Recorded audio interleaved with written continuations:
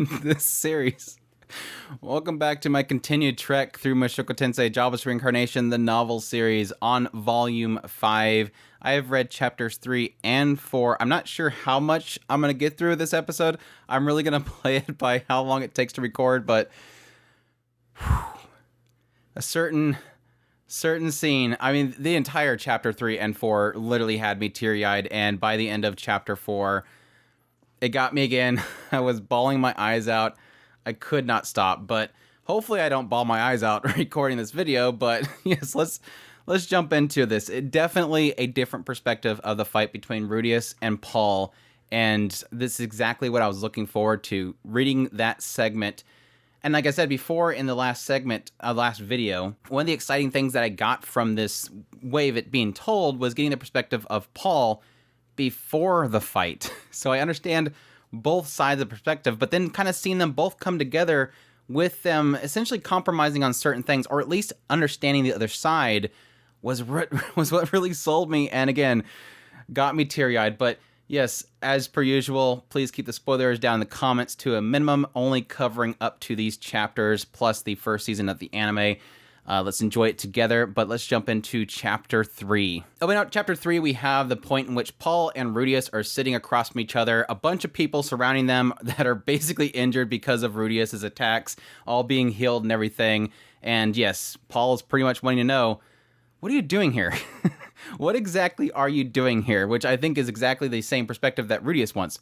Why the heck is Dad here? What happened to Bueno Village? What happened to his job there? Why exactly he is in this town? He's not looking for me. He couldn't be looking for me. At the same time, Rudeus, of course, is taking note of this bikini warrior standing next to Paul, and specifically named Vierra. Vierra obviously wearing this very skimpy bikini outfit, and Rudeus is kind of, pointing out the fact that this isn't an oddity in this world. Like, there's a lot of people that wear bikini armors. Specifically, why they wear them is because, at least not this skimpy, but they typically wear them because, yes, any armor you buy is just going to get ripped to shred in combat, and there's healing spells, so people can just get healed for damage they take. So why wear a bunch of armor just to get it shredded up, and you take damage anyways, and the healer has to heal you? So again, it's a normal thing. He's even seen it in the Demon Continent. But what was kind of funny in the novel that wasn't adapted in the anime was specifically that he, of course, was looking at this Vierra, and eventually their eyes met, and Vierra winked at him, so he returned the wink before, obviously, Paul asks him, what he's doing there. Now, this is an odd thing for Rudeus because he's like, well, I was kind of expecting Paul to tell me what the hell's going on, but if he wants to know what I've been doing, sure. And he goes through explaining his entire journey from the point that he was teleported all the way till he arrived here, going through all these chapters. He's got Chapter 1, Meet Dear Friend Ruijerd, and make a name for himself in Rikarisu. Chapter 2, Vowing to Help Ruijerd and the Supers. The great magical Rudeus sets out on his great journey. And Chapter 3, Falling into the Beast Folk's Trap and the Helpless Captive in the Village. He kind of left out all the stuff about the man guide, but the point here is that Rudeus is being super grand about the story. It's filled with adventure and so much fun and how great and spectacular it was. And at some point, he realizes that Paul's sitting there, not looking too happy, and tapping his finger on the table. And as Rudeus is just about to get into the whole beast folk side of everything, that's when Paul interrupts him and said, "That's enough. I don't want to hear any more. You've basically spent the last year and a half messing around and playing around." And that's where kind of Rudeus is taking a back step, like, wait, no. I had a lot of trouble, excuse me? Which doesn't make any sense to Paul, because Paul's like, no, you just explained everything. It sounded so fun. You were having a grand old time. Which Rudeus admits, yes, I kind of played it up. I got a little carried away. And that's when Paul asks the important question. Well, have you been looking for anybody else that was teleported? You got teleported. Did you look for anybody else? And he realized at that point, no, I guess I really didn't think about that. I didn't really stop and think about the fact that if I got teleported, other people probably got teleported. And he's trying to make excuses about how he had his hands full and everything. And that's where the fur begins to fly.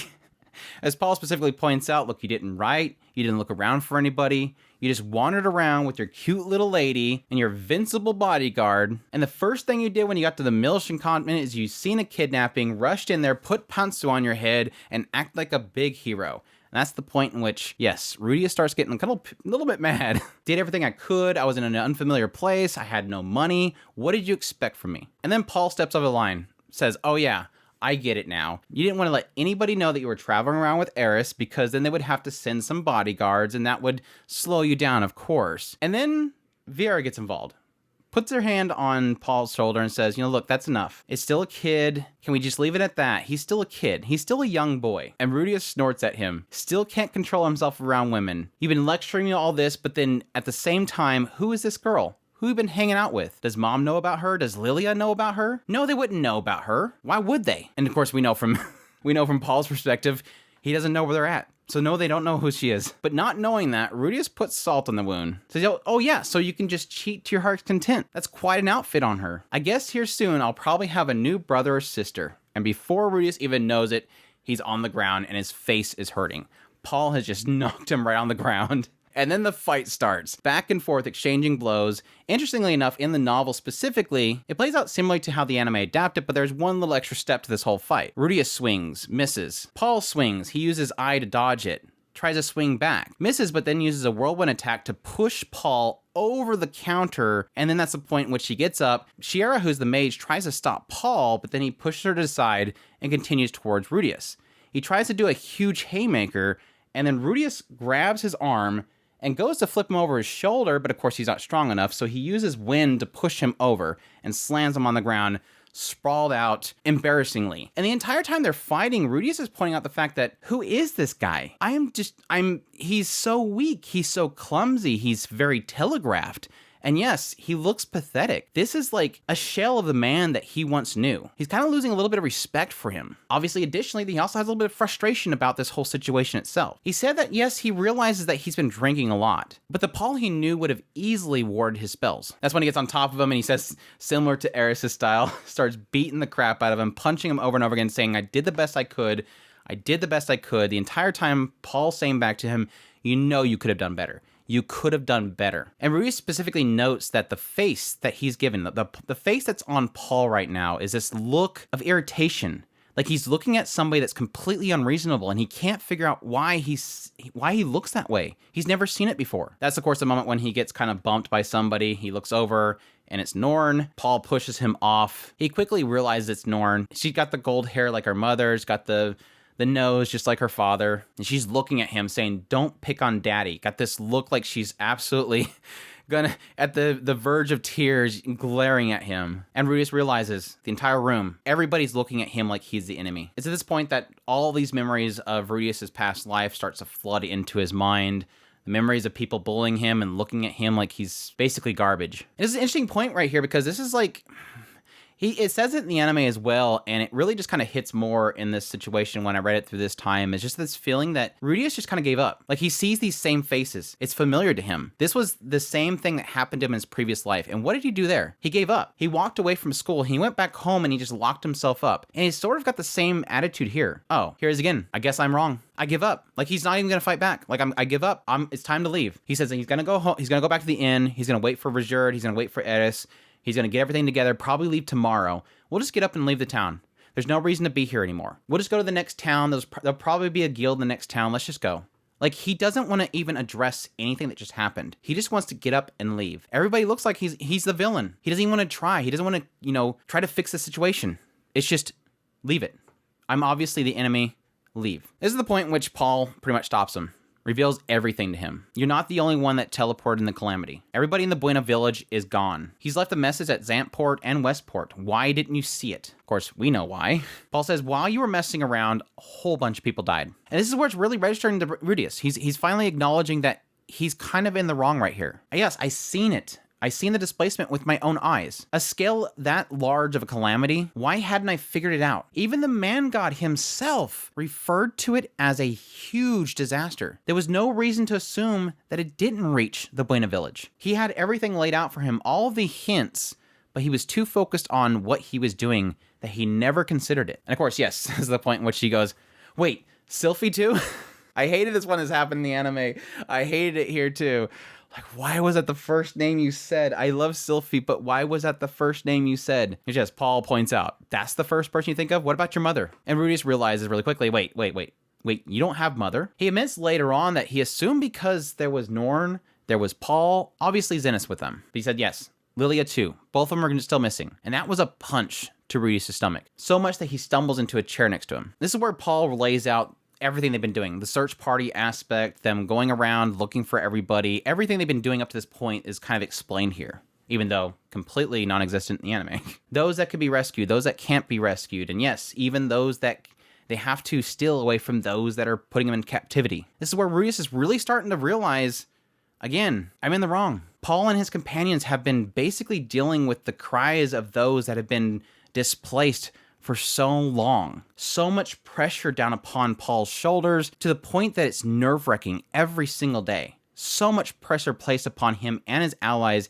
yet he still persevered. All that mattered to him was rescuing the victims, and everything he did was for them. And in the wake of all that, Paul says, I thought you figured out the situation. I thought you were doing your part. And again, that's one of those many steps of this whole conversation and the realization that these two have between each other. That's one of those ones that hurts. Rudeus recognizes all he's done and all the pressure and how much damage that's done to him personally, and that he still doesn't know where his family's at. And at this point, I thought you were doing your part. I thought you, of anybody, the genius son that he has, was doing his part. Instead, again, we're having a fun little fantasy together with all of your friends and your demon and your girlfriend. And this is where we get a little bit of that regret in Rudeus. How was I supposed to know? I guess I could have looked around. I could have talked to some people. I could have found a displaced Fatoan. In one of these many towns that I passed through, I could have spoken to them. I could have realized what a large-scale thing it was, but I prioritized helping Ruijerd over everything else. He screwed up.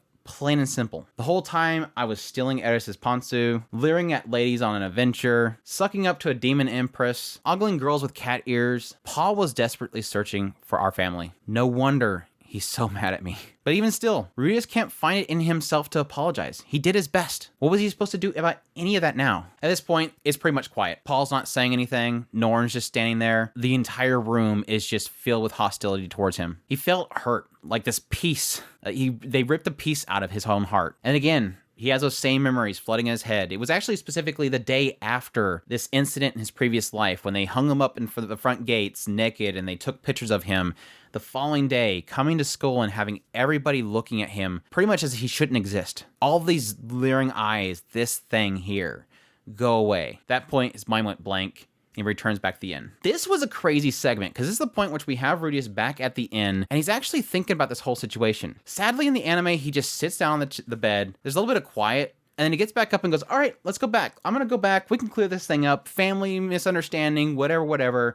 I'll just have to go back there, and then he goes to puke. But there's so much realization that's happening in this segment. So much words going through his head right now. He first drops the paper that he was going to write his letter on, gets on the bed, hugs his knees to his chest, realizes he's never really been treated that coldly before, even in his previous life. His old parents actually kind of spoiled him. But even in this life, it wasn't that bad. He was treated well, but Paul rejected him and looked at him the same way that his brother did the moment that he kicked him out of his old home. Despite this, Rudeus thought that everything he did was good. Like, I did a good job getting to this point. I can't think of anything that I did that was flawed. If anything, probably accepting the man god's help despite the fact that he didn't want to trust him. Or maybe he shouldn't have jumped to having Ruijerd help him. And he realized that I kind of screwed up telling the story to my father. Like, I made it cheery. I didn't want him to worry, and I had my pride to consider. I wanted him to think that I could handle myself. At the same time, he didn't mean to say Sylphie first. And this is an interesting thing, because like I said, I hate it in both segments, and the moment he kind of acknowledges it here, it's kind of funny. I didn't mean to say Sylphie first. It's not that she was the first thing that came to my mind. It's just I assumed because Norn was there and Paul was here, obviously Zenith was here. But he's like, no, wait, that's not right. I'm making excuses. I did think of her first. At the same time, he's still mad that Paul would assume that he messed around with Eris. Like, I never touched Eris. And maybe my father didn't touch this bikini warrior too. Maybe that's why he was so mad. Okay, I'm piecing it together. Like, he's realizing at this point, okay, I got everything put together. I realized I was wrong. I realized that I kind of jumped to assumptions there. I did things wrong. Okay, let's just meet back up with Paul and we'll just get this stuff figured out. This is okay. I can still fix this. Kind of mad at himself that, yes, I technically wasted over a year and a half just kind of messing around, and I could have gotten information on the Demon Continent. All I had to do was plan a slow and thorough search. But again, we could figure out our next steps going forward. Once I drop off Eris, I'll search the north, or I'll search somewhere else entirely. All I need to do is go see Paul, and that's the point in which he gets nauseous. kicks up inside of him, all that anxiety that he just had built up in him, remembering that room and everything, he goes and he pukes. It's been so long since he's experienced that sort of hostility that it's just too much for himself to bear. Like he's hurt. Now here was an interesting moment because Ruijerd returns back first. Again, this is the thing in the anime. It made it out that Ruijerd and Eris went out goblin slaying together. Again, in the novel, Ruijerd went to go see his friend, a warrior, and Eris went to go goblin slaying. Now, of course, them being separate, Ruijerd returns back first. Says, what happened to you? Says, oh, I ran into my father. He's like, did he say something unpleasant to you? And that's when he kind of divulges everything that happened. Now, here's the interesting thing. Here's a really interesting thing. And this, again, adds a little bit more character to Ruijerd. Ruijerd doesn't respond after he tells his story. Rudeus tells the whole story, and Ruijerd just stands there. Then a few moments later, Ruijerd leaves. Doesn't say a single word. Doesn't respond, doesn't console him, doesn't anything. He just leaves. And I was thinking to myself, what? It makes sense later on. We'll get to that eventually. It makes sense in chapter 4. But yes, and of course, Eris comes in. She's looking happy. He's like, well, good thing everything worked out for her and everything. But she immediately realizes the smile on his face is fake. And Eris immediately, what happened? It's fine. It's no big deal. It's all right. It's a big deal. Tell me what's going on. And so he explains the whole thing once again. And she gets so mad at those words. What? You were playing around? You worked so hard to get us here. Your father is a total failure. I'm going to kill the stupid jerk. And she charges out the door. And Rudeus can't stop her. Like, he has no energy at this point. But thankfully, couple seconds later, here comes Ruijerd dragging in this angry kitten by the shoulders or by the neck. I just like that. The unruly kitten.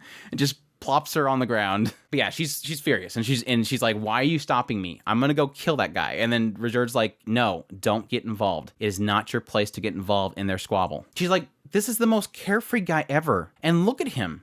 Like, I can punch him, I can kick him, do so many things to Rudeus, and he always shrugs it off. But look at him now.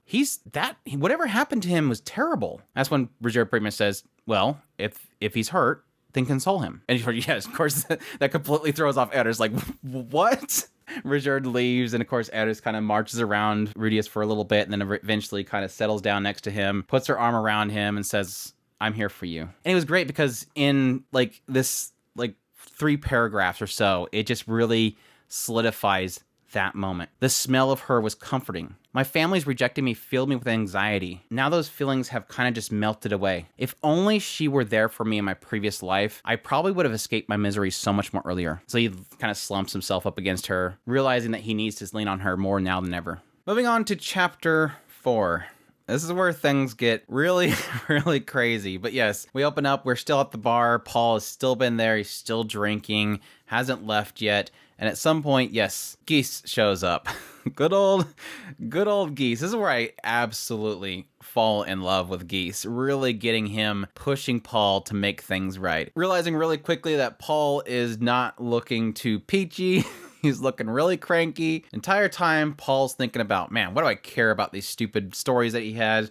What do I care about how to make meat from great tortoises good? All these dumb things he just told me about. And then he has the audacity that I've been running around with women. I haven't touched anybody in a year and a half. Didn't know? Great excuse. He could have easily been able to find Zenith or Lilia during that entire time. It's interesting that I kind of noted here when I was reading this part, I don't think he's ever once up until this point ever mentioned Aisha. Now, I don't know if that'll be an interesting thing to bring up later on, but it's kind of interesting that he's never mentioned Aisha. Now, he did mention Aisha the moment he was trying to remember if she was touching Lilia, mainly the idea that he was doing a breakdown. He was wondering if Aisha was with Lilia because Lilia could still use a sword, so she could defend herself, but if Aisha wasn't with her, then that would be extremely dangerous. But nothing in this last 2 chapters has he ever mentioned Aisha, which I thought was kind of interesting. At this point, Geese orders a drink, have a little moment where Paul mentions the idea that Geese actually drinks more than even Talhan, who Talhan is a dwarf. Yeah.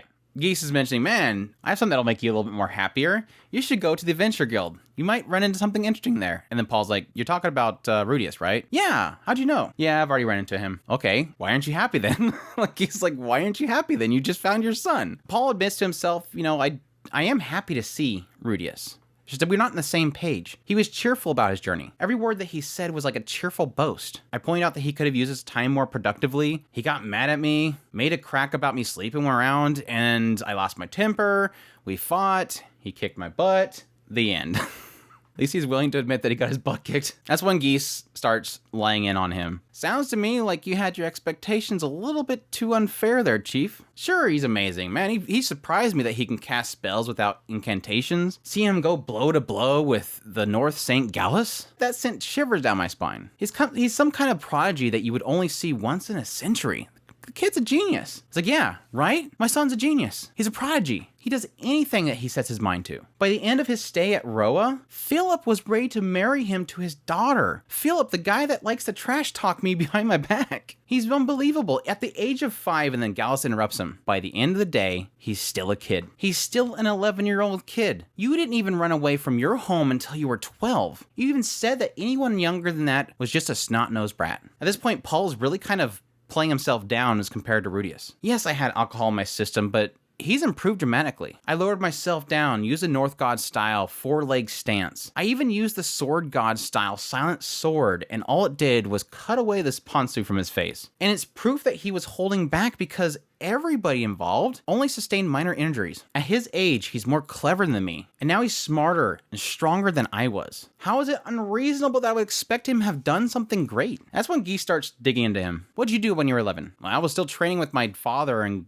being yelled at by him. Do you think you could survive on the demon continent alone? Well, he found himself a demon bodyguard. That doesn't count. You still wouldn't have stood a chance. Even if you went there now, Geese is telling him, even if you, Paul, as you are now, went to the demon continent, you would not survive. He starts describing the demon continent. There's roads there, but none of it's proper. You don't have these great roads like you do have over here where all the monsters are warded away from it and it's nice and flat. You're traveling on the demon continent, every turn you go to, you have a possibility of running into a C rank monster or worse. Which at this point, Paul's like, this has got to be crazy. He's got to be telling lies. Even over in the central continent, you don't run into C rank monsters unless you go way deep into the forest. It's showing just how brutal the demon continent is compared to anywhere else. He's like, you gotta be telling tales. It's like, no. Geese is like, no, I'm not. Now, drop a kid there. One that has no combat experience at all. Of course, Paul here is going, oh no, I've heard that he has combat experience. I heard that he warded off a bunch of bandits or kidnappers way back in Roa. Even Geeselane herself said if he had a little more time, he'd probably be able to take her down. We're talking about Geeselane here. So he does technically have combat experience. But it was interesting here because Paul specifically says, didn't Alex R. Kallman, the second North God, cut down a sword emperor in his first battle he ever fought? But yes, he gets dropped off here. Has no combat experience. At this point, he runs into this demon. The demon offers help. A Superd. You've heard of him, right? It's where Paul kind of confirms, yeah, I've heard of them. So this kid has someone offering help when he's in dire straits. Not even sure how this guy would react if he denied help from him. But days roll on and Rui starts wondering, why exactly is this guy helping me? So he decides, this Superd's helping him, but one day he could betray him and abandon him. So he decides to get on his good side. Ruiz decides to appeal to the guy's emotions. Make him feel like they're buddies. At that point, yeah, Paul kind of realized, yeah, kind of rational. Kind of sounds like the safest path. Then Geese says, all right, so think about it. Unfamiliar land. First adventure ever. Needs to learn the basics fast so he doesn't get taken advantage of. He's trying to keep a demon happy so that he doesn't betray him at any moment. And he's trying to protect this little pal that's tagging along with him. If he had time to comb the entire demon continent, that would make him superhuman. He would be ready for his spot as one of the 7 great powers. And Paul's like, well, then why did he make it sound like it was so great? Why did it sound like some rich spoiled brat's claim of glory that he would go down to a labyrinth just so he can tell these tales and brag about it? Because he didn't want to make you worry, obviously. Paul's like, worry? Am I really that much of a failure of a father? And Geese is like, yeah, pretty much. He says you expect way too much of your son. Why can't you just be happy that he's here? Would you have preferred that he came in hollow-eyed, down a limb? There's even a good chance that you would have been reunited with a corpse. Well, he said, wait, correct that. If he had died on the demon continent, there wouldn't have been a corpse. He's like, poor kid. Reunited with his dear dad and turned out to be a drunken scumbag. If it was me, I would have cut ties with you. But yeah, this is where we get a little bit of kind of realization for Paul as he's like, I don't get why he wouldn't have known though. I left a message for him at Zont. You obviously ran to him there, right? I kind of figured that. And the Geese is like, looking like he's hiding something. He's like, what happened? Where did you find him? Yeah, I found him in a prison cell in Doldia village, sitting there all posed and naked in a prison cell. But no, it was interesting here because Paul specifically goes, wait, you found him? He was stripped naked in a cell in Doldia. Like, Geeselane specifically had told him that this is a ritual that if somebody does something terrible, a human, an outsider does something terrible, they'll get thrown into a cell or something like that. But for you to be, as an outsider, put put inside of a cell naked and having water dumped on you, that's like the gravest offense. Most people in that situation end up dead, which implies that they had planned on killing Rudeus, because normally that they don't do that to a prisoner that's an outsider. He says at one point he splashed water on Gisela and she looked at him like he had murdered her parents. It's like a huge insult. I mean, this is funny because Geese is going over how, like, he heard, he was at a nearby village. It was like this Mildit village, which is the bunny-eared beast people. And he was telling them that, yeah, if you guys find any humans, make sure to send them back to Milshan and have them meet up with Paul. Apparently there was a steady group of people that were coming from the forest, and that's where they were heading from, was what Geese kind of got an agreement with the beast folk. But he had heard that they had a prisoner, a child, in the Doldia village, so he had his connections get him thrown into that cell because, you know, according to Geese, it's easier for him to get out of a prison cell than to break into a prison cell. So he wanted to be put in that prison cell with him. And he said that I knew immediately it was your son. He's sitting there butt naked, looking all posed, said, "Welcome to the life's final destination." Now, how was I supposed to respond to that? Like, Geese is just laughing about this. He was just like his old man. Ridiculous, cocky, ready to boss around a total stranger. One time he was flirting with this beast folk girl.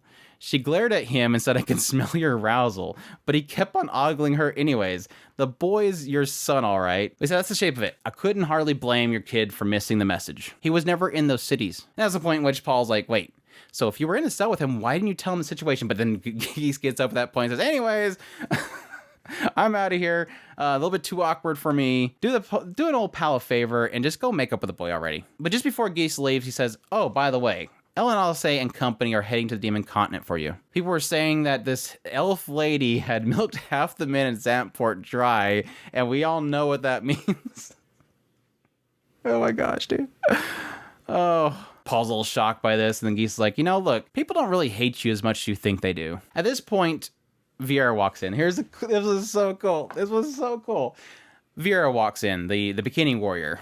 She walks in, she's like, "Hey, are you done with talking to your friend?" And he's like, Why are you wearing that modest outfit? Like, she had completely changed her outfit. She looked like an ordinary city girl. She says, "How I dressed, I thought that I might have caused a misunderstanding as to the nature of our relationship." And this is where Paul in his head starts to explain why Vierra dresses the way she does. There's a reason for it. Says that she was one of the women that was caught up in the displacement incident. And she was one of many women that were kind of stranded on the different continents, and she was immediately snatched up by bandits.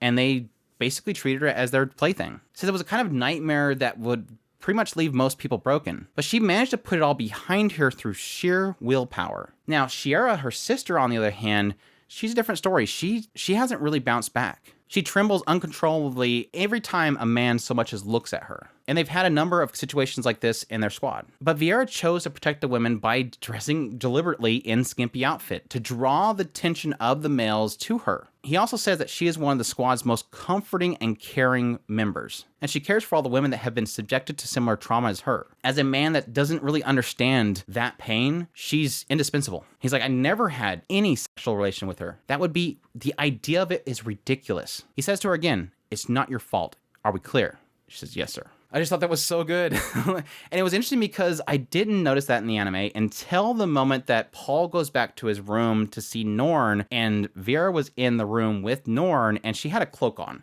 It wasn't that she was dressed like a city girl. She just had a cloak covering herself, but at least that was the indication there that, yeah, she realized she caused a little bit of a problem there and she was covering up. But it also explains why Paul was so mad the moment he even insinuated that. Here's this girl here that has been through so much terrible stuff with men. For Paul to even force himself on her, that's a terrible thought. And something you can expect from Paul because of what he did to Lilia.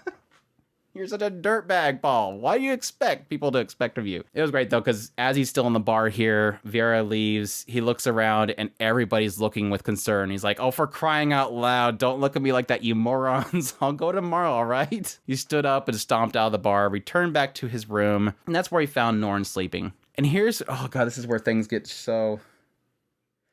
Here's where things get really, really rough for me. Really rough for me.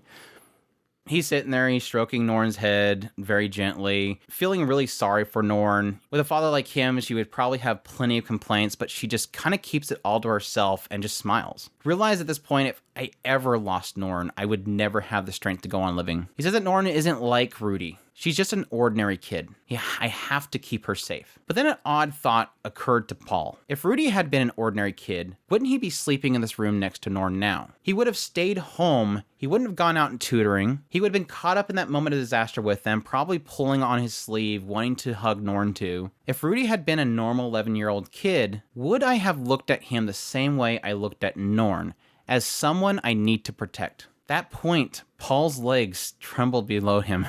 And he finally understood what Geese told him, that he was still a kid. What difference did it make that Rudy was ordinary or not? How did that even matter? If Norn had been a genius, would I have spoke to her like that? If Norn had come back from adventure, not knowing anything that took place, would I expect more of her? After thinking about that, he couldn't sleep. He didn't even lie down. He left the inn, he went out to the fire bucket, dumped a whole jug of water over his head. Remembering the face that Rudy had the moment he left the bar, he just started vomiting. He's like, refresh my memory, Paul. Who was that hurt my boy so badly? Looking down, he of course see the reflection of his face in the water. Whoever that dumbass was, he's obviously the last man who had any business to call himself a father. So he realized at that point, this is gonna be tough. If I was that kid, I would have cut ties without a second thought. Oh, it's so good. It is so good. The realization point. What difference was it that he was a genius or not? He's still a kid. He's still his son. If it was Norn, if it was Rudy, who cares? If they were genius or if they weren't, who cares? He's still a kid.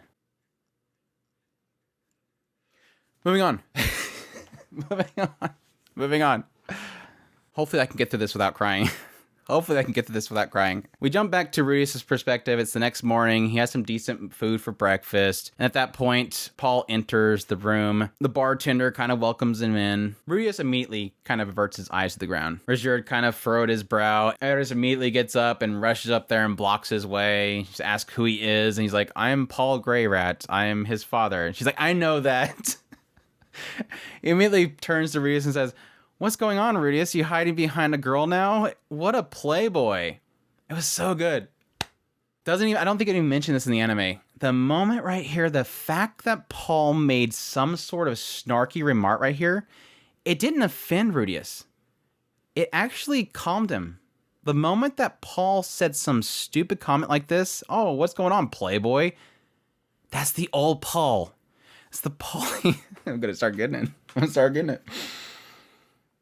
That's the Paul he remembered. Like, he remembers all the way back to his childhood. The moment they were just, like, hanging out in the front yard, just talking about Sylphie or Lilia or something like that. Talking about women. That was the Paul he remembered. That was the first time Paul said something since he's been back that he remembers. It was so good. But yes, this calms him. And immediately he kind of nods to Ruijerd, just go take care of Eris, please. He immediately gets up, grabs Eris by the neck again and lifts her up and just takes her out. Don't get involved. But just before Ruijerd leaves, he makes a comment to Paul. I hate this chapter. I hate the chapter so much. I'm sorry.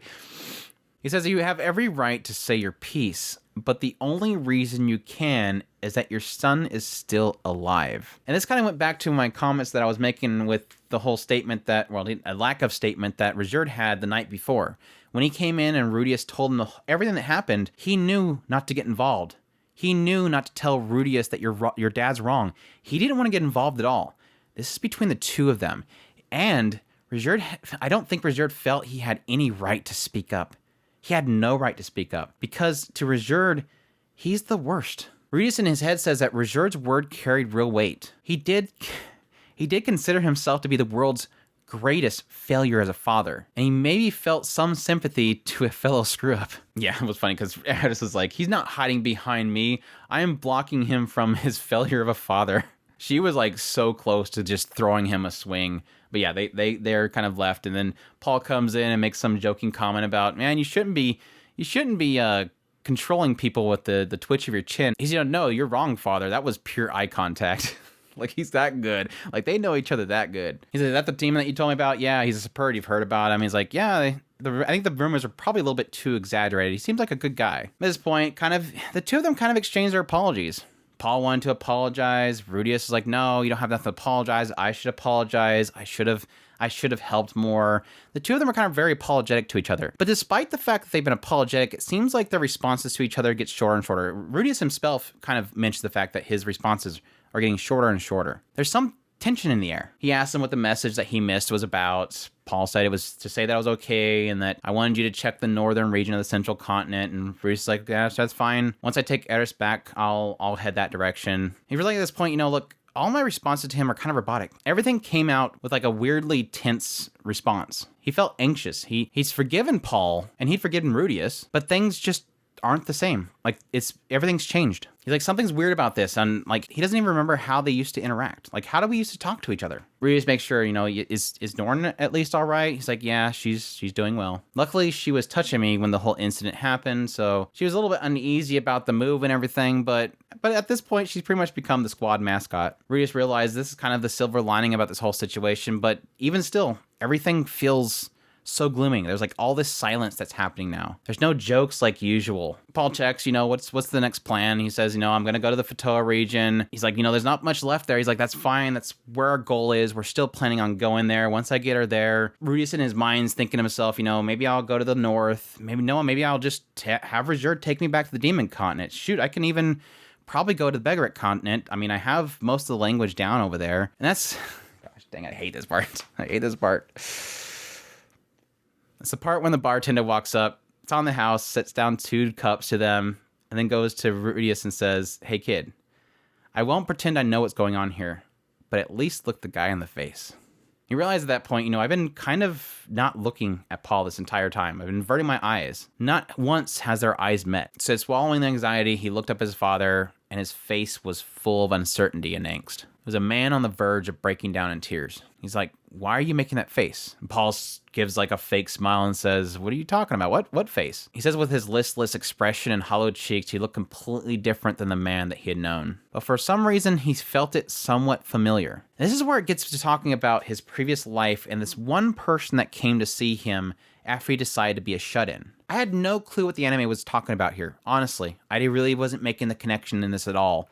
It isn't really until all this stuff puts together and how it explains this part that it all makes perfect sense. This guy that showed up 2 years after he became a shut-in. It was still at the point where he felt like he could turn the whole situation around. But there was still a growing gap. The more time that went, the more that gap grew. But still he was too afraid. The feeling of anxiety and frustration was building up inside of him. It was probably one of the most single emotionally volatile points in his entire life. And Paul was desperately searching for his family, with no success. Thinking, what if they were hurt? What if they were dead? The more he thought about it, the more he grew worried. And then I showed up. Rudeus showed up, cheerful smile on my face, so different than what Paul imagined, that he grew irritated despite himself. And he says, I experienced something similar. When he began his loser life, somebody that he knew from his junior high came by to visit. He started talking about what was going on at school. At the same time, Rudeus at that point felt like deeply depressed and in pain. He talked about his life and didn't even have a single care in the world. He made his stomach hurt. He ended up snapping at him and throwing insults at him. Drove him off. The day after, he told that he would go apologize the next day, or